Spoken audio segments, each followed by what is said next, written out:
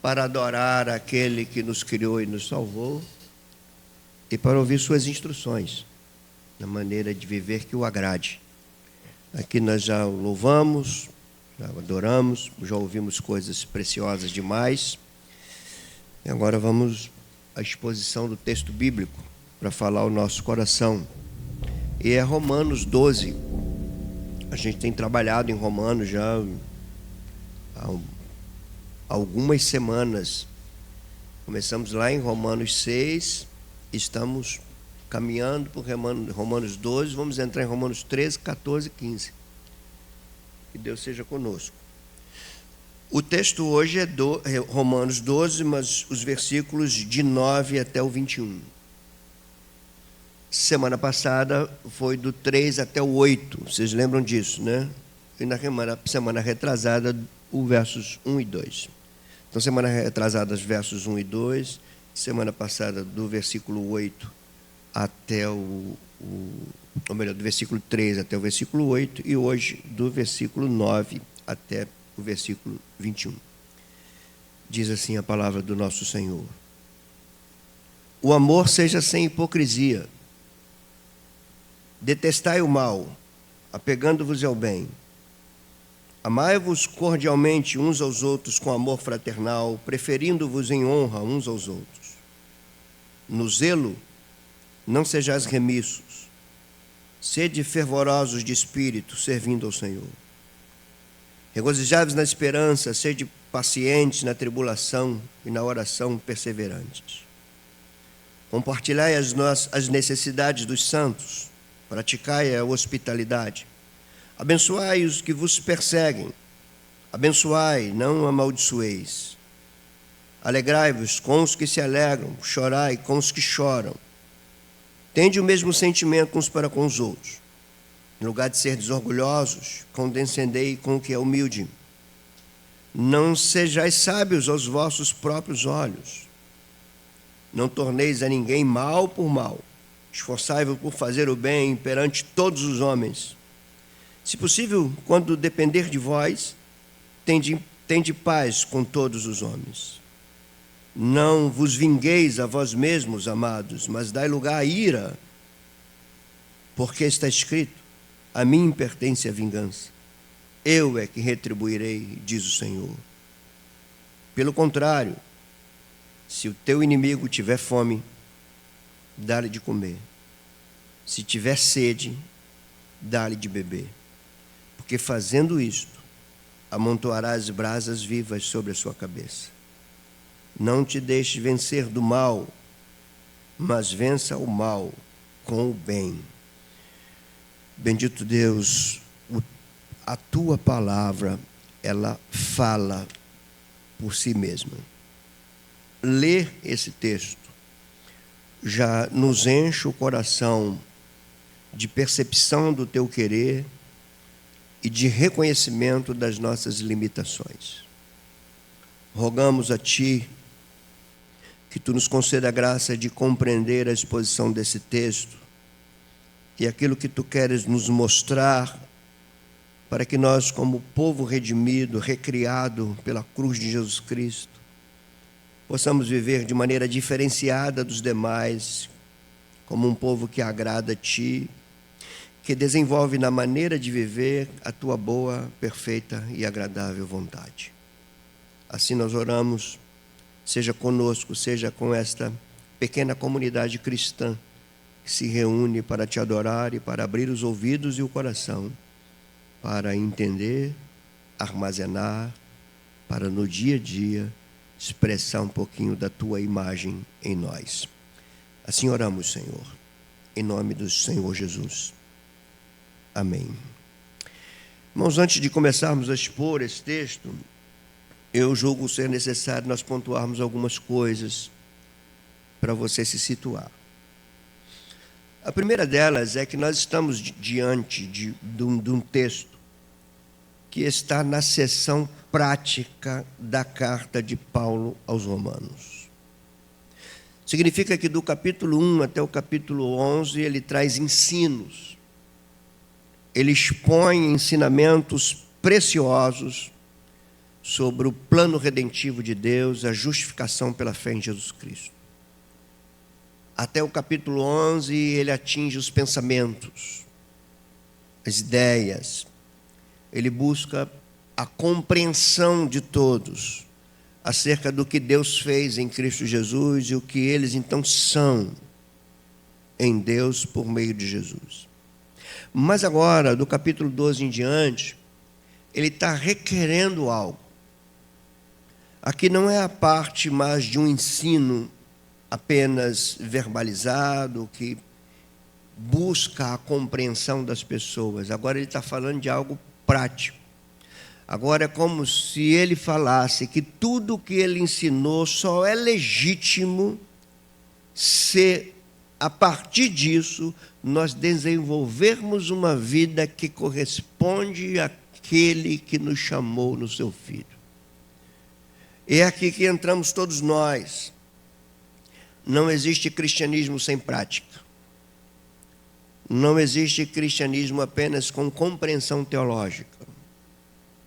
O cristianismo não é legítimo se ele ficar só na informação, se ele se prender nas salas de escola bíblica, se ele ficar detido aos ambientes de palestras e disposições. O cristianismo é legítimo quando aquilo que nós cremos é expressado pela maneira como nós vivemos. Aí o cristianismo se torna legítimo e nos tornamos um povo diferenciado. Então essa é uma primeira observação que eu queria que vocês tivessem. Toda a verdade cristã tem uma implicação prática. E se não houver a aplicação prática daquilo que nós conhecemos, a Escritura vai nos dizer que essa fé é morta. É fé que não produz. É uma fé talvez contemplativa, mas morta. Segunda coisa que eu quero que você entenda é que nós, além de estarmos diante de uma sessão prática da carta aos Romanos, nós estamos diante de mandamentos da graça de Deus. O que estamos ouvindo aqui não é o opcional. São mandamentos. Aquele que nos criou, que nos redimiu em Jesus Cristo, agora impõe a nós uma nova maneira de viver, e para essa nova maneira de viver, Ele nos deu o seu Espírito, que nos capacita para isso. Então a gente está diante de mandamentos. Alguns você olhar assim, você vai assim, pesado, esse mandamento é pesado. Mas são mandamentos do Senhor, para um povo que é feito à imagem dEle. Isso é o ponto principal de você entender o que é a imagem de Deus. Imagem é aquele que reflete, que representa, que mostra a presença dEle, a imagem. Por isso que Paulo, se referindo a Jesus, fala, Ele é a imagem do Deus invisível. E ele exorta esses mesmos romanos aqui, de quem o texto que eu estou lendo, a se conformarem à imagem de Cristo. Nossa questão da imagem está na criação e está na redenção. Nós fomos criados à imagem de Deus, a imagem foi afetada pela queda, e em Cristo nós temos a restauração da imagem de Deus em nós, que é desenvolvida por meio do Espírito Santo, até que sejamos glorificados. Mas é uma vida de cotidiano. Então, primeiro, nós estamos diante de uma sessão prática. Segundo, nós estamos diante de mandamentos. Então, quando você lê um texto como esse, não é opcional. É um mandamento de vida. É a maneira de você viver. Terceiro, nós estamos lidando aqui com práticas que são práticas nossas, que só são possíveis se elas forem decorrentes da nossa união com Cristo e do nosso culto a Deus. Sem a união com Ele, sem a comunhão com Ele, sem o culto a Deus, é impossível que eu me autoanalise, é impossível que eu conviva na diversidade, preservando a unidade, é impossível também que eu tenha isso tudo aqui que esse texto está recomendando para nós. Por isso, eu quero, antes de qualquer coisa, dizer para você que sem comunhão com Deus, você nunca corresponderá a Ele. sem uma vida de busca de comunhão com Ele, você não reflete a imagem dele. Você pode botar todos os adereços religiosos em você, mas a imagem dele você não expressa. A imagem dele deriva dele. É a tua comunhão com Ele que vai expressar essa imagem. Por isso, e aqui é o quarto ponto, é que esses princípios estão se referindo a uma nova maneira de viver, e essa nova maneira de viver vai refletir, e talvez isso abra teu entendimento, porque quando você lê os versos 1 e 2 desse texto, que ele vai dizer: rogo-vos pelas misericórdias de Deus que apresentei os vossos corpos como um sacrifício santo, agradável a Deus, que é o vosso culto racional. E ele diz: e não vos conformeis com estes séculos, mas transformai-vos pela renovação da mente, para que vocês experimentem qual é a boa, perfeita e agradável vontade de Deus. Já vi muita gente tentar dizer o que é isso, mas à luz do texto, o que Paulo começa a discorrer do verso 3 em diante é essa boa, perfeita e agradável vontade de Deus para a nossa vida. Aqui não está o carro novo que você quer. A boa, perfeita e agradável vontade de Deus é viver de maneira que expresse a sua imagem. Para essas obras que Deus nos chamou de antemão para vivê-las. Não tem a ver com acúmulo, não tem a ver com posse, não tem a ver com materialismo, não tem a ver necessariamente com bênçãos materiais. Tem a ver com uma maneira de viver que nos legitime como luz do mundo, como sal da terra, como imagem de Deus, como corpo de Cristo, como família de Deus, como santuário do Espírito Santo. Não é pela nossa eloquência, não é pela nossa oratória, não é pelas orações vistosas e bonitas, é pela maneira que eu vivo. E, sobretudo, pela maneira como eu convivo. Ou seja, a maneira com a qual eu vivo com o outro. É isso que vai expressar a imagem de Deus em mim. Quando eu terminar esse sermão, talvez você se sinta um pouquinho frustrado como eu, como aquele assim: meu Deus, eu não estou isso aí tudo, essas coisas aí, eu não estou praticando esse negócio todo aí não. Mas se você pensar assim, você é normal. Você é um ser humano. E o que eu vou falar aqui não quer dizer que tenha que estar 100% em nós, mas eu quero dizer que é isso que nós devemos ter como ideal de vida. É isso que nós devemos buscar para nós. Precisamos, de novo, repetir uma frase minha: nós precisamos ser amanhã pessoas melhores do que hoje. Precisamos disso. Homens melhores, mulheres melhores, pais melhores, maridos melhores, esposos melhores, mães melhores, melhores. Porque isso é que vai refletir. Eu estou em comunhão com Deus. Cada dia que eu aumento essa comunhão com Deus, mais eu vou refletindo a sua imagem e vou exalando o seu perfume. E quando isso ocorre, as pessoas falam assim: o que ele tem que eu não vejo em outro lugar? É a imagem de Deus sendo refletida. Bom, esses 4 princípios são fundamentais antes de eu começar a expor, e nós devemos ter outra coisa que eu quero considerar com vocês, que eu respeito muito a tua mente, eu quero que vocês não fiquem admirados das coisas que eu falo, mas que vocês entendam as coisas que eu falo, entendam como eu estou expondo as coisas. É fundamental que isso caiba na tua mente, na tua estrutura mental. Você precisa compreender. O cristianismo começa nos pensamentos, na mente, na maneira como a gente compreende as coisas. A prática é resultado daquilo que a gente conhece. Se nós não conhecermos, nós não teremos boa prática. Então, esse é um zelo meu, que eu creio que deveria ser de qualquer um que expõe a palavra de Deus. Então, eu queria que você entendesse aqui o itinerário disso tudo, só para você se situar. Reparem, Paulo fala de justificação pela fé na carta aos Romanos toda. Nós já vimos que nós estamos unidos a Cristo. Vimos no capítulo 6, no capítulo 7, no capítulo 8. Capítulo 9, 10 e 11, ele faz um parênteses, eu já expliquei para vocês. Então, o assunto dele, que ele trata até o verso 8, melhor, até o capítulo 8, ele recomeça no capítulo 12. Isso é um itinerário para você entender. E como ele começa? Ele começa falando de culto. Ele discorre falando das misericórdias de Deus, e agora ele apela a essas misericórdias e diz: cultuem a Ele. Vocês podem fazer isso porque vocês têm uma mente renovada pela obra de Jesus, e é essa mente renovada que faz vocês não entrarem na forma deste mundo, mas mergulharem na forma de Jesus Cristo. E ele diz: é assim que vocês vão experimentar a boa, perfeita e agradável vontade de Deus. O itinerário começa ali, começa no culto. O que eu estou falando aqui é importante de você entender. A tua vida começa no culto. Tudo que você é começa com o teu relacionamento com Deus, começa no culto.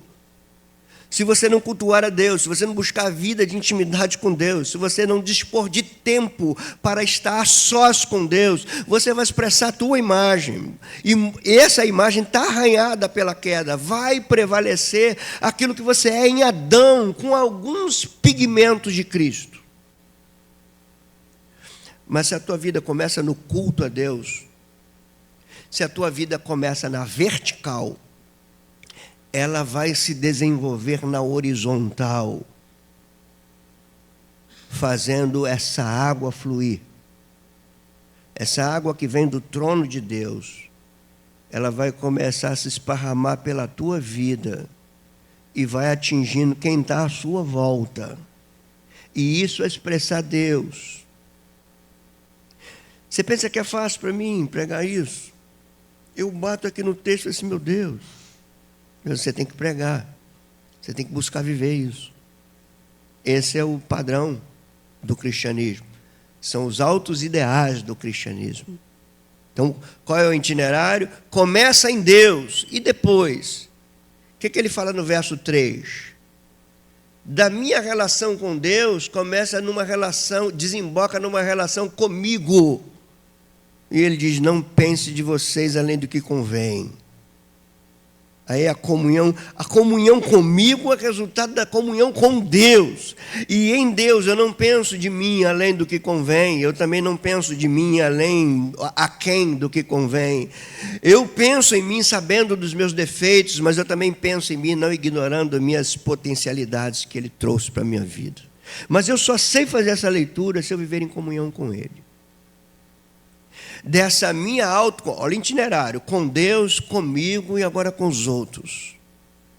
É que o Paulo vai falar assim: olha, o corpo tem muitos membros, mas é um só corpo. E é só no bom relacionamento com Deus, no meu bom relacionamento comigo, que eu vou conviver com a diversidade sem perder a unidade, sem perder a identidade, sem perder a individualidade. Depois ele vai dizer que esse itinerário começa na nossa resposta ao que Ele nos chamou para fazer. Aí ele vai dizer que para toda a vocação de Deus tem um esforço nosso, mas é só com a comunhão com Deus. E agora ele entra aqui. Agora ele entra nessa passagem que eu li para vocês. E nós temos aqui, se você prestar bem atenção, a gente tem uma representação do Sermão do Monte. As lições, as preciosidades do Sermão do Monte, proferido por Jesus, estão presentes aqui nesse texto de Paulo, aos Romanos. E para a nossa boa didática, eu resolvi dividir em duas partes. Do versículo 9 até o versículo 16, ele vai falar dos mandamentos e de um proceder nosso conosco, com os de dentro, com os da família da fé. E aí depois ele vai puxar a cordinha um pouquinho para cima e ele vai começar a falar do nosso procedimento com os de fora, com os que não conhecem a Deus, que não professam a fé que temos. E eu espero em Deus que nós tenhamos tempo para isso. Vocês têm paciência comigo? Suspeito que sim. Vamos lá, vamos começar a falar do nosso procedimento com os de dentro. Então, é com essa pessoa esquisita que está aí do teu lado. Você sabe que nós somos esquisitos, não somos? Não é isso? Você vai lá, você encontra o teu irmão sorrindo aqui, no outro dia ele passa por você. Pô, cara, cadê aquele sorriso? Somos esquisitos. Quem você é não pode depender daquilo que os outros são. é a tua identidade. E a tua identidade, ela não é como um camaleão. Ela não vai tomando a proporção do que vem de fora. Você é o que é pela graça de Deus. Se Ele te sorriu para você, você é quem você é. E se no domingo que vem Ele negou o sorriso, você continua sendo quem você é. Que a tua identidade está em Cristo e não no sorriso do outro. Isso é um princípio, né, que te protege muito. Bom, dentro desse proceder, existem 3 coisas que Paulo fala aqui, pelo menos na minha didática aqui, para vocês entenderem. Primeiro, ele vai dizer que esse proceder precisa expressar um amor diferenciado. Jesus já havia dito, olha, o mandamento que eu dou a vocês é que vocês amem uns aos outros. E ele fala de um amor diferenciado. Ele diz, mas não é qualquer amor, não. É como eu amei vocês. Não é esse coraçãozinho, não. Não é isso aqui. É um amor de entrega. É como eu amei vocês, me colocando no lugar de vocês. É assim que vocês vão ter que amar uns aos outros. E é só assim que vocês serão conhecidos como meus discípulos. Olha, que coisa, hein? O que eu quero dizer com esse amor diferenciado, esse amor marcado? Esse amor diferenciado é marcado por as seguintes virtudes. Primeiro, ele é sem hipocrisia. É o que ele diz assim, o amor seja sem hipocrisia. E aqui, irmãos, tem 2 coisas, né, para você entender. Sem hipocrisia é sem maquiagem. Sem você mostrar algo que não é verdade. Isso pode acontecer de diversas maneiras. Você pode se relacionar com alguém mostrando carinho, amor e afeto que na verdade você não tem, mas você mostra isso porque você quer algo em volta. Isso é pecaminoso. Isso desonra o Evangelho, mas existe. E talvez exista em você. Você já deve ter feito isso alguma vez na tua vida. Não precisa confessar publicamente, não. Confessa só para Deus. Mas é possível. Mas tem um outro tipo também de hipocrisia. É quando você está quebrantado, está quebrado por dentro, chorando, está mal, e você faz os outros pensar que você está bem. Isso também é um amor hipócrita. O amor hipócrita, ou melhor, o amor verdadeiro é o amor desprovido da hipocrisia, desprovido da maquiagem, desprovido da fantasia, desprovido do estereótipo que faz com que você seja aceito. O amor sem hipocrisia é o amor como você é. É o amor daquilo que de fato você tem.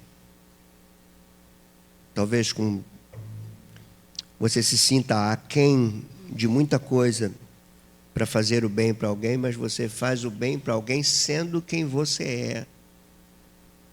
E nunca querendo que os outros pensem de você além do que convém. Então, ele tem que ser sem hipocrisia. Segundo, ele tem que ser um amor que detesta o mal e que procura o que é bom. E aqui o texto é complexo, mas quando a gente analisa esse texto dentro do que Paulo está falando, e ele está falando de amor, ele está falando de relacionamento entre os irmãos, o que eu entendo aqui, você está livre para discordar de mim, eu entendo que ele está falando de um amor sem hipocrisia que detesta qualquer coisa maléfica nessa relação. Que detesta o que pode fazer mal nessa relação de amor uns com os outros. E aqui tem uma coisa muito interessante, que às vezes a nossa ideia equivocada de Deus, essa ideia romântica que nós temos de Deus. Uma vez eu estava dando aula no seminário, não sei se Alex era meu aluno nessa época, que eu perguntei assim, Deus tem ódio? E a pessoa fala, de jeito nenhum. Eu falei, não, Deus odeia o pecado, Deus odeia o mal, Deus odeia muita coisa, é que Ele está mandando a gente detestar o mal.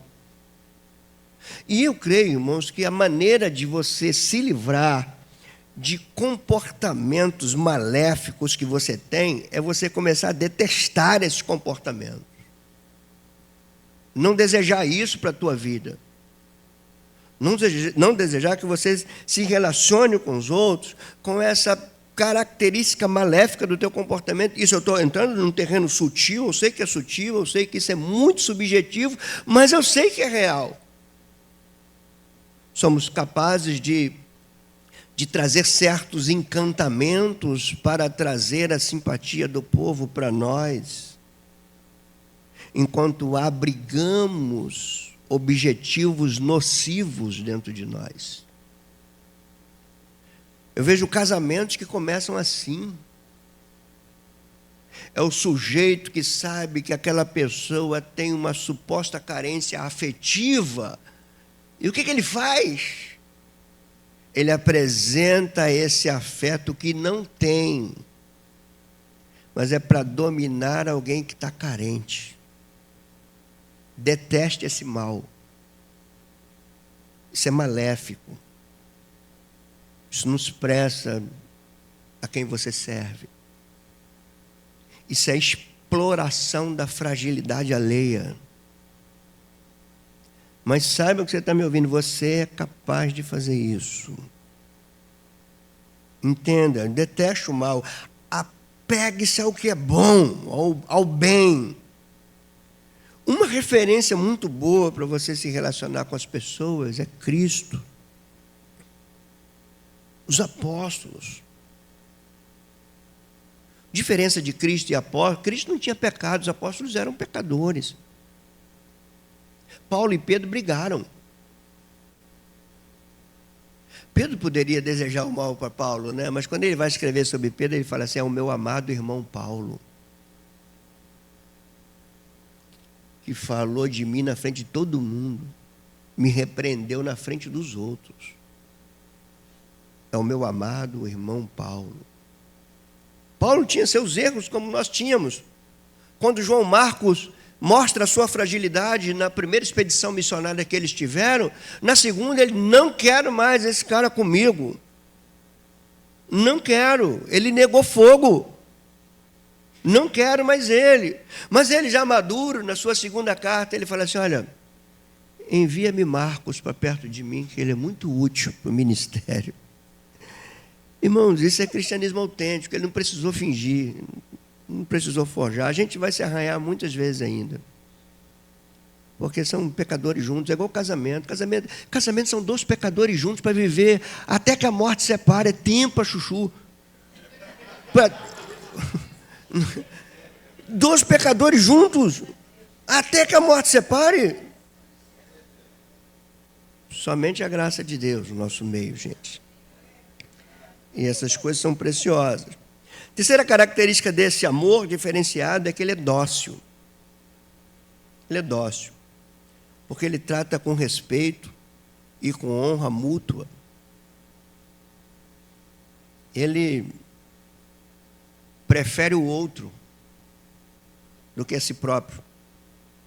No mundo, as pessoas buscam honra para si. No reino de Deus, nós procuramos honrar o próximo. Isso é muito divino, irmão. Paulo fala assim: aqueles membros que parecem que não têm honra, a esses nós demos mais honra ainda. Você vai ver isso em lugar nenhum, só na igreja. O problema é quando não encontra nem na igreja. Ele vai dizer assim: amai-vos cordialmente uns aos outros. Cordialmente tem a ver com coração também, com cordes. Amai-vos cordialmente uns aos outros com amor fraternal. E ele vai detalhar como é que seria esse amor cordial e fraternal, como é que se legitima esse amor cordial e fraternal. Ele diz: é quando vocês preferem honra um ao outro. Oh, gente, eu sou apaixonado pelo Evangelho. O Evangelho não só me salvou, não, ele me ensina a viver. O Evangelho que salva é o Evangelho que educa todos nós a vivermos. Nós vivemos à luz do Evangelho. Eu não estou falando que é fácil, eu estou falando que é totalmente possível e que é a ordenança de Deus. Você tem que viver o teu casamento à luz do Evangelho. Você tem que viver seu relacionamento com teus irmãos à luz do Evangelho. Você tem que lidar com as adversidades da vida à luz do Evangelho. O Evangelho te ensina em tudo isso. Às vezes nós não percebemos. Então, o primeiro ponto do nosso relacionamento entre nós é isso, é a marca pelo amor. E esse amor diferenciado que eu acabei de falar com vocês. Segundo ponto, entre nós, né, dos mandamentos entre nós, é que a nossa vida é marcada por serviço. Por servir, mas com marcas bem distintas do reino de Deus. E aqui Paulo vai trazer assim tríades de exortação, que eu acho uma técnica literária dele espetacular. E o que seria esse relacionamento de serviço, né? Esse relacionamento cultico uns com os outros, de servir, no sentido de servir, no sentido de nos doar? Que marcas distintivas que trazem assim demonstração que o reino de Deus está em nós dentro do serviço? Primeiro, ele é marcado pelo entusiasmo e não pela indolência. O que é a indolência? A indolência é a apatia, é o cristianismo apático, é o cristianismo indiferente, é o cristianismo superficial, é aquele que eu costumo chamar o cristianismo do arrastar chinelos. Já viu quando você está arrastando teu chinelinho com preguiça de andar? Às vezes nós levamos a vida cristã assim, indolentes, indiferentes, apáticos. E isso, claro, vai afetar o nosso relacionamento uns com os outros. Por isso que ele vai dizer assim: no zelo não sejais remissos, sede fervorosos no espírito, no serviço do Senhor. Então, ao invés de frouxidão, zelo. Não existe vida cristã sem zelo cristão. Tem que haver zelo, tem que haver dedicação. E acompanhado essa dedicação, esse zelo, esse esforço, não existe cristianismo sem esforço. Eu já falei isso para vocês. Esforço para ter comunhão com Deus, esforço para ter comunhão uns com os outros, esforço para perdoar, esforço para pedir perdão, esforço para reconhecer o teu erro, esforço para amar o teu irmão com o erro dele. Esforço. Sem esforço ninguém consegue. Esforço para servir ao Senhor, esforço para estar no culto, esforço para aprender, esforço para ler a Escritura, sede fervorosos no Espírito. Como? Servindo ao Senhor. Isso aqui nos mostra um segredo de vida, que eu aprendi isso na minha vida. Quanto mais eu me dedico ao Senhor em serviço, mais renovado me sinto. E também tem uma via contrária. Quanto mais sou omisso, quanto mais sou apático, mais frágil me sinto. Senhor, me renova quando eu entrego a minha vida por inteira, a vocação que Ele me deu. Faça isso na tua vida. No zelo, não seja remisso. No espírito, seja fervoroso. Quando? Servindo ao Senhor. Quando eu sirvo ao Senhor, pastor? Todos os dias da tua vida, em todos os lugares que você estiver. Você está a serviço ao Senhor, não é quando você está aqui. Você está a serviço ao Senhor, você, mulher, quando está preparando a tua casa, quando está fazendo a comida, você, marido, quando está saindo para o seu trabalho, você, mulher empreendedora, quando está saindo para executar o serviço que confia em você, você está servindo a Deus, servindo a Deus. Você está servindo a Deus quando você conversa com teus vizinhos, você está servindo a Deus quando você contempla a chuva que está caindo, está servindo a Deus. Para um cristão, a gente contempla a Deus pelas coisas que Ele criou. Elas estão diante de nós. Por isso que a gente tem que ter cuidado, né? Eu falei de uma vez que, brincando, eu repreendi alguém que estava frio e falou assim: está um frio do cão. Eu falei: você nunca mais fale isso na minha frente. Nunca mais. Você não deu sorte, eu estava perto e eu ouvi. Faça isso, mas não. O frio não é do cão. Não é mesmo. Nem o calor. Lembro da Alexandra que cantava: o calor vem de Deus. Lembra? Dentro desse serviço também, irmãos, esse serviço é impulsionado. Se ele fala assim: olha, sejam fervorosos, sirvam o Senhor, tenham zelo, tudo isso tem algo que impulsiona. E aqui que está uma coisa interessante: o que nos impulsiona no serviço não é o resultado que queremos obter do serviço. O que nos impulsiona? ele vai dizer que o que nos impulsiona e que nos traz regozijo não é o resultado, mas é a esperança que nos sustenta. Repare o verso 12. Regozijai-vos na esperança. De onde vem a alegria do cristão? Na esperança. E é um mandamento. Aos Filipenses, no capítulo 4, ele fala: regozijai-vos no Senhor, e outra vez repito, regozijai-vos sempre no Senhor. Você vai assim, pastor, você está maluco? Eu tenho um motivo de tristeza. Eu falo, não estou falando que isso aí é a abolição da tristeza. Eu estou falando que a tristeza não tira o regozijo da esperança. Nem o luto tira isso. A graça de Deus é maior do que o luto, maior do que a vida, maior do que tudo. Aquilo que nos espera é maior do que tudo que passamos no presente. E ele então diz: regozijai-vos na esperança. Aí ele vai dar uma outra exortação. À medida que você se regozija na esperança, você consegue ser paciente na tribulação. E quando você é paciente na tribulação, é porque você está sendo perseverante na oração. É o que ele está dizendo aqui. Ele está falando assim, ó, regozije com o que está por vir, porque o que está presente traz tribulação, mas você vai passar pela tribulação com paciência, com resiliência, com longanimidade, mas você só faz isso porque você persevera na oração. Somos nós, irmãos, é a vida cristã. Eu persevero na oração quando não tem resposta nenhuma. Aliás, um outro segredo da vida cristã: o que move a tua oração não é a fé pela resposta. Por favor, entenda isso. Muitas vezes você vai orar e você não vai ter resposta nenhuma. Mas você continua orando, perseverando na oração. Por que você ora? Porque você sabe que tem um Deus vivo que te ouve, que é infinito, mas pessoal. Ele não tem obrigação de responder você. Ele não tem obrigação de satisfazer seus desejozinhos. Cuidado com a interpretação equivocada de alegre no Senhor e Ele satisfaz o desejo do teu coração. Cuidado para você não interpretar uma poesia como se fosse uma expressão teológica, ou um mandamento bíblico, ou uma promessa bíblica. Às vezes nós oramos e o Senhor não responde. E às vezes, isso não significa que Ele não ouve. Isso significa que não é você que molda Deus, não é você que faz Deus operar. Não tem um botão que você aperta para Ele funcionar a teu favor. Ele é Deus, você não. É Ele quem governa. E muitas vezes Ele vai provar a tua fidelidade no silêncio dEle. Quando você é fiel sem ouvir nada dEle. Somente por saber que Ele existe, que é real, que Ele está presente. Sofrer é ruim, não é?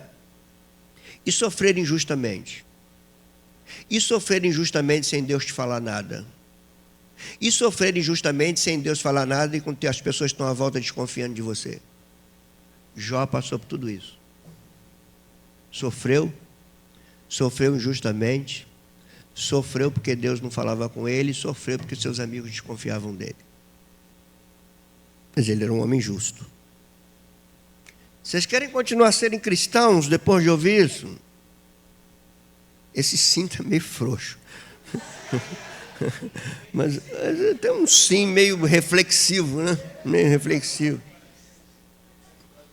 Outra coisa que marca esse serviço é que ele é adornado com a capacidade de repartir.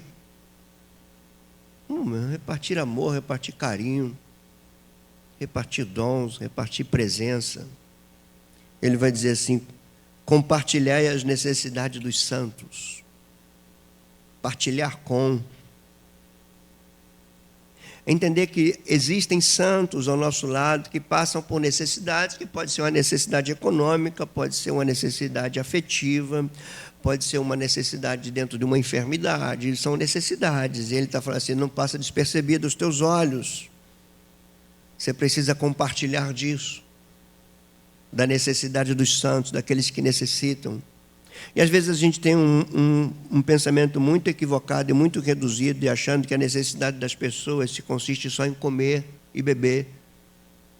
Achamos que estamos satisfazendo a necessidade das pessoas quando estamos dando uma cesta básica. A cesta básica não mata a necessidade de um sorriso, de um ombro, de uma presença, de uma fala, de um olhar. Deus nos criou assim. Somos seres sensoriais. Por isso que ele diz, compartilhe com a necessidade dos santos. Irmãos, na vida cristã nós precisamos ter olhar horizontal.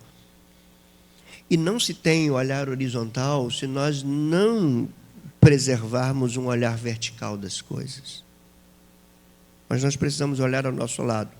Às vezes, nós saímos para longe para tentar trazer assistência aos necessitados, e às vezes ignoramos que os necessitados podem estar sentados ao nosso lado, atrás de nós, na nossa frente. E às vezes esse necessitado sai daqui com o seu carrinho seminovo, mas talvez ele está necessitado de outra coisa. E a gente precisa perceber isso, irmãos. Compartilhai as necessidades dos santos, pratiquem a hospitalidade. A gente já estava vivendo um mundo muito individualizado, mas a pandemia individualizou mais. E nós nos acostumamos a viver sós.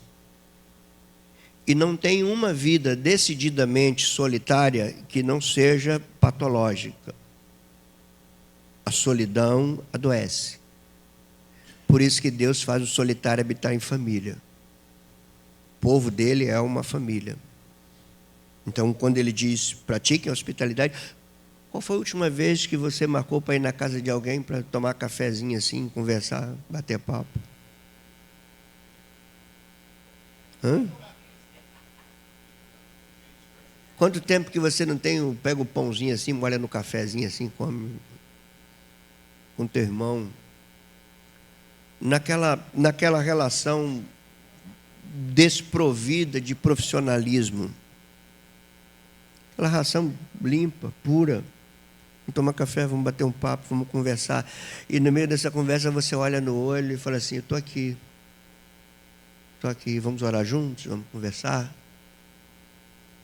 Praticar hospitalidade. Aqui no conceito de Paulo era, de fato, abrigar os missionários. Mas aqui é bem mais amplo. Abrir as nossas casas, nós estamos ficando bem enclausulados.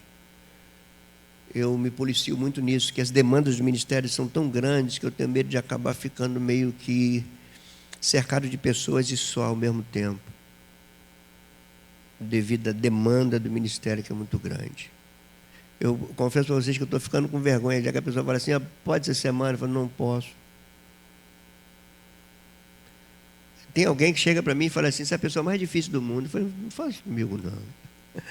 Não sabe como isso arranca lágrimas de mim. Não quero ser essa pessoa difícil.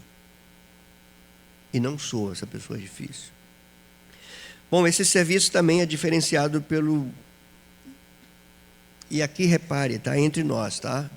Ele ainda está falando de nós conosco. O último ponto é que esse serviço, essa vida horizontal, ela é diferenciada porque nós desejamos bênção e não maldição para os outros. Mas vou falar de uma coisa bem particular, né? Bem me metendo lá no teu íntimo. Sabe daquela coisa de uma pessoa que te fez mal? Se você é crente, você não pode desejar mal com mal. Então você não deseja. Mas lá no fundo a tua oração já deixa de ser por aquela pessoa. E quando aquela pessoa passa por aquilo que você passou, você dá uma respirada, agora está sentindo. Está sentindo na pele o que eu passei. Sabe o que é isso? É pagar mal com o mal. Só que ele diz, abençoa o que persegue vocês. Irmãos, a gente está pressupondo aqui que na igreja pode um perseguir o outro. Então ele diz, abençoe o que está perseguindo. Abençoe, não amaldiçoe. É aquilo que eu falei no início, seja você mesmo. Não mude quem você é por aquilo que o outro está sendo. Continue abençoando, continue desejando bem. Mas ele está me perseguindo. Ele bota um contra mim. Ele vai por trás dos bastidores e vai traçando e vai expondo os traços negativos da minha vida para que o outro tenha uma ideia diferenciada de mim daquilo que ele tinha. Ele é assim, que ele continue sendo assim, mas você não pode deixar de ser quem você é. Você vai continuar abençoando. Por que eu tenho que fazer isso, pastor? Porque você é a imagem do Deus. Porque você tem a mente de Cristo. Porque você tem uma mente renovada. Porque você foi regenerado. Você é uma nova vida, uma nova criação em Deus. Ainda dentro de nós, ele fala de uma comunhão, mas não uma comunhão qualquer. Comunhão vem da palavra grega koinonia, que significa andar juntos. E vocês lembram da palavra de sabedoria bíblica? Não andam dois juntos se não houver acordo. Não significa necessariamente pensar a mesma coisa, mas a gente parar para chegar a um acordo sobre determinada coisa, para prosseguir. Só que ele está falando de uma comunhão, mas é uma comunhão solidária. Não é uma comunhão despretensiosa. É uma comunhão solidária, que tem a ver com a qualidade do amor que Cristo mandou amarmos uns aos outros. Como eu amei. Colocando no lugar. Então ele vai dizer assim: com os que se alegram, alegrem-se. Isso é solidariedade. Compartilha da alegria do outro. E aqui, irmãos, de novo, vamos bater aqui na nossa raiz pecaminosa. Posso? Quantas vezes alguém estava alegre e você forjou uma alegria, mas no fundo você estava triste pela alegria dele? Eu não estou falando bobagem. Eu estou lidando com o ser humano. Estou feliz por você, amigo, que você passou no concurso, mas no fundo, eu estou triste porque eu não passei. Ele está dizendo assim: alegrem de verdade com os que estão se alegrando. E depois ele diz assim: mas não fique só nisso, não. Não queira ficar perto só de quem está alegre. Ele diz: chorem com os que choram. Esteja próximo do que está chorando. Se aproxime daquele que está sentindo dor. Sabe o que é isso? Igreja. Parece que é uma espécie de extinção nos dias de hoje. Mas aqui bíblica, vivo. Essa comunhão solidária, né, de alegrar com o que se alegra, de chorar com os que choram, ele mostra um sentimento igual e um sentimento recíproco. Quando ele diz assim: entende o mesmo sentimento uns para com os outros. Não é um sentimento preferencial. Tem o mesmo sentimento. O mesmo sentimento que eu tenho para ti, você tem para mim. E o mesmo sentimento que eu tenho contigo, eu devo ter com o outro. Entende? O mesmo sentimento uns para com os outros. Esse é o mesmo sentido que Pedro fala assim: não vejam com acepção de pessoas. Tiago diz isso. Não pense que o amor de Deus é com acepção de pessoas. Isso está relacionado ao chorar com o que chora. Se você só quer estar perto de quem está alegre, evita ficar perto de quem chora, e nós estamos no mês de quem chora, esse é o mês de quem está chorando. Esse é o mês daquelas pessoas que precisam de pessoas perto, que precisam de apoio, precisa de gente do lado. Permita-me eu abrir um parênteses aqui para entrar na área da Márcia, mas eu acho que contribui. A pessoa em depressão, o que ela menos precisa é você falar o que ela tem que fazer. É o que ela menos precisa. Isso é uma cobrança para ela. Você derruba uma pessoa. Você está pedindo para ela fazer o que ela mais quer fazer e não consegue fazer. Você é louco quando você fala assim: reaja, é o que ela mais quer. Mas ela não consegue reagir. Se não tiver o teu ombro, se não tiver o teu braço, se você não chorar com o que chora, você tem que repensar teu cristianismo. Isso é vida cristã. E essa comunhão também é marcada por contraste. Em lugar de vocês serem orgulhosos, sejam condescendentes com os humildes. Contraste. ao invés de desejar os primeiros lugares, senta no meio das pessoas. Ao invés de preferir aqueles que estão em evidência, se aproxime daqueles que parecem invisíveis. Sejam próximos.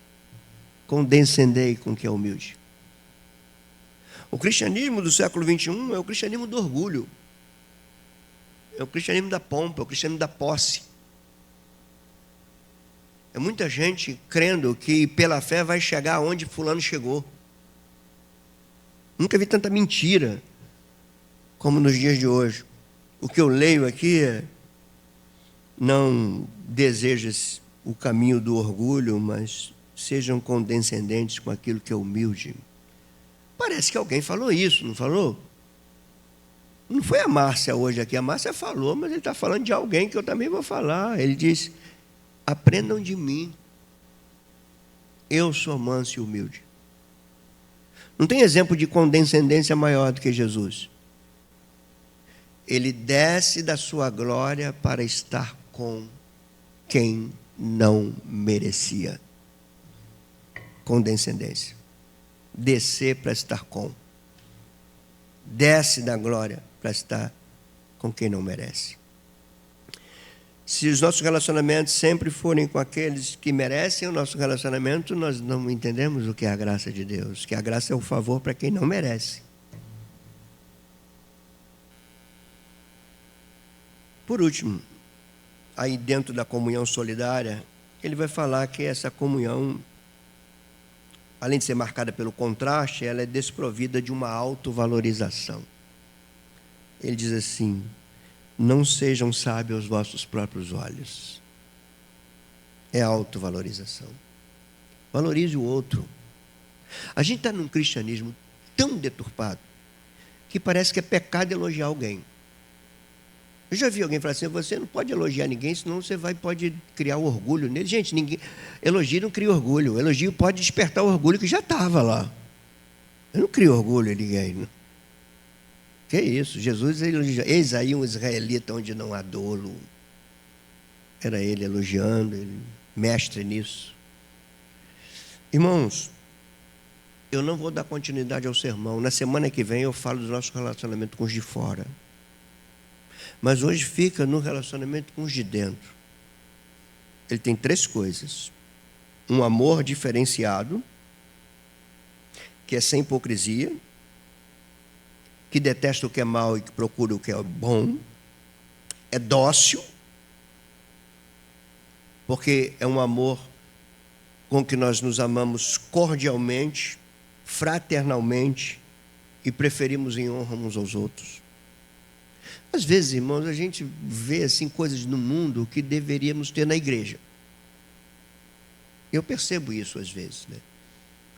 Eu vi uma vez assim uma entrevista com Gilberto Gil. Aí falando da relação dele com Caetano, ele: Caetano, eu não sou apto nem para chegar perto dele. E foi Gilberto Gil que ensinou Caetano Veloso a tocar violão. Então essas coisas, às vezes a gente vê no mundo alguém preferindo o outro, alguém elogiando o outro, preferindo o outro em honra, negando a si mesmo para dar honra para o outro. A gente vê isso às vezes no mundo e não vê na igreja isso. A gente vê uma espécie de competição. A gente vê cisma. Olha, eu não sou machista. Juro de pé junto a vocês. Mas você sabe que estatisticamente quem tem mais cisma são as mulheres. Isso é estatístico. As mulheres têm mais dificuldade de ver uma outra mulher honrando, sendo honrada, subindo, crescendo. Resiste. Não que os homens não tenham. Tem homens que têm isso também. Não sei se eu posso classificar de homem. Eu ia falar uma palavra aqui, mas você não ia se agradar dela. Mas isso não é um homem. Um homem que tem cisma com outro homem, ele tem que ver que tipo de calça ele está vestindo. Um homem tem ciúme de outro, ele precisa rever sua masculinidade. Ver quem ele é, que tipo de calça. Se ele está usando calça jeans com calcinha por baixo. Cuidado que vão me censurar aí, gente. O que eu quero que vocês fiquem aqui dentro desse texto? Eu só fui até o verso 16. Que o amor é diferenciado, ele é sem hipocrisia. Ele prefere honra. Ele detesta o que é mal. Segunda coisa, que essa vida coletiva da eclésia do Senhor é marcada por um serviço distinto de qualquer coisa. Que é um serviço marcado pelo zelo, pelo fervor em servir ao Senhor. É aqueles que entendem que servindo ao meu irmão, eu estou servindo a Deus. Estou servindo ao Senhor quando eu servimos uns aos outros. É sair daqui entendendo que o que nos impulsiona não são os resultados. Não é aquilo que o meu irmão pode me dar, mas eu me regozijo numa esperança que ninguém pode tirar de mim. E aqui eu vou falar uma coisa para você, talvez você fique frustrado, você pode se decepcionar com quem você está ajudando. E nem por isso você vai deixar de ajudar. Agora o cara enlouqueceu. Não. É Cristo. É Cristo em nós, gente. Na igreja você vai conviver com gente esquisita, mas saiba que você também é. Você também é bem esquisitinho. Adorne tua vida com repartir. Compartilhe com a necessidade dos santos. Pratique hospitalidade. Chama para perto de você. Para de se proteger. Chama para perto de você. Mas não chama para perto de você para você vestir um estereótipo de gente boa. Não, chama para perto de você para ver teus defeitos mesmo. Ver que você tem defeito. E você não é essa coisinha perfeita não, porque você sabe que não é. Você sabe que você não é. Então chama para perto de você sendo quem você é. E se alguém vai deixar de gostar de você porque viu teus defeitos, o problema é desse alguém. E quando eu estou falando para você não esconder os teus defeitos, não é para você também valorizar os teus defeitos e colocá-los num pedestal. É você reconhecer os teus defeitos e deixar que os outros vejam que você está tratando deles. Não que você está ocultando, botando por baixo do tapete para ser aceito pelo outro. Não é assim a vida cristã, irmãos. E eu espero de coração que Deus tenha falado ao teu coração, como tem falado ao meu.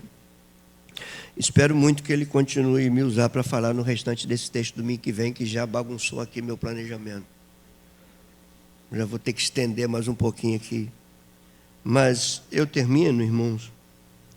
Como eu disse no início, a vida cristã requer o mais alto nível de diferenciação. Não é por menos. O cristianismo requer o mais alto nível de virtudes. Porque não é menos do que Cristo que você é a imagem. É o mais alto nível. Entenda esse itinerário e talvez você possa ouvir tudo isso e se sentir como eu. Como eu consigo viver tudo isso? Eu tenho uma notícia boa e uma ruim. Eu vou dar uma ruim. Você nunca vai conseguir viver isso na sua plenitude. Porque você é pecador. Mas tem uma notícia boa. Você pode ser amanhã melhor do que é hoje. Mas não confie em você. Somente com teu relacionamento sincero e desprovido de maquiagem religiosa com o Deus que te criou e que te salvou. Só assim. Só entrando para o teu quarto, como dizia Paulo, com o rosto desvendado, para falar com Ele assim, ó. Com quem você é, num relacionamento puro, sincero, constante, pessoal, não marcado por orações decoradas, frases de efeito. Você não está enganando ninguém. É você conversar com Deus e quando tiver a sós com Ele, falar assim: Senhor, eu tenho muita dificuldade de perdoar fulano. Eu sei que tua palavra me diz para perdoar. Eu tenho muita dificuldade, Senhor. Está doendo em mim. Mas eu não consigo. Me dê força. Me dê força para perdoar. Vai trabalhando na minha vida. É assim que você vai crescendo. Não é fingindo. Não é fingindo que é reconhecendo diante de Deus. Fala isso. Senhor, eu tenho uma dificuldade enorme, eu sei que a minha esposa ela precisa de ouvir eu falar, de ouvir eu tenho uma dificuldade enorme, é meu temperamento, a minha personalidade. Senhor, me ajuda, para quando chegar assim, no momento do dia, eu passar a mão no rosto dela e falar assim, eu te amo. Talvez seja uma vitória incalculável para quem faz. E você, mulher que recebe isso, não seja tola para falar assim, até que enfim, hein? Não seja tola. Eu vou calar minha boca. Vamos ficar em pé, vamos orar. Vamos orar ao Senhor. Que o Senhor seja conosco. E vida cristã.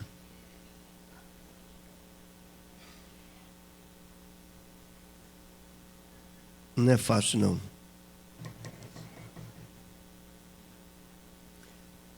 Quer uma notícia desanimadora? Você pode sair daqui e cometer erro, depois de ouvir isso tudo. Mas não esqueça do que você ouviu, porque você errou. Tá bom? A verdade prevalece até sobre as nossas inconstâncias. Deus bendito. Aqui nós verbalizamos as palavras do apóstolo Paulo. Que diremos, pois, mediante essas coisas?